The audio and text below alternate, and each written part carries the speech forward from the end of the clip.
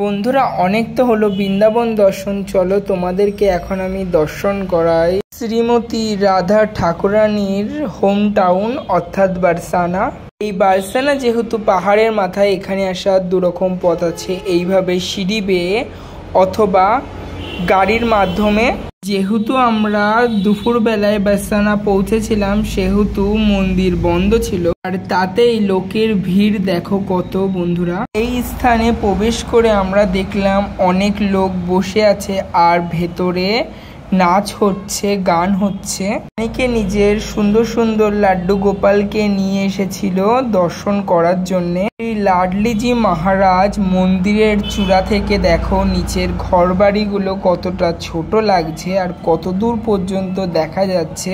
আমরা যেদিন বারসানায় এই মন্দিরটায় পৌঁছেছিলাম তার 2 দিন আগে এখানে বড় একটা আগুন লেগেছিল, কিন্তু লাডলিজির কৃপায় বৃষ্টির মাধ্যমে সেই আগুন নিভে গিয়েছিল।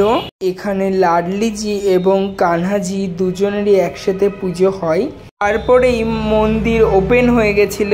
দেখো আমরা মন্দিরের ভিতরে প্রবেশ করে ফেলেছি। এখানে ছুঁড়ে ছুঁড়ে রাধা দেবীর প্রসাদ বিতরণ করা হচ্ছিল। এখান থেকে আমি প্রসাদ ক্যাচ করেছিলাম, কিন্তু কথাই আছে ভাগ্যে নেই কো ঘি, ঠকঠকালে হবে কি। সেই প্রসাদ আমার কাছ থেকে কেড়ে কুড়ে নিয়ে চলে গেছিল। একজন মহিলা এবং তার মা আটকানোর চেষ্টা করাতে উল্টো পাল্টা বাজে কথা এবং মারার চেষ্টাও করেছিল, তাই আমি বাধ্য হয়ে প্রসাদ তাদেরকে দিয়ে দিয়েছি।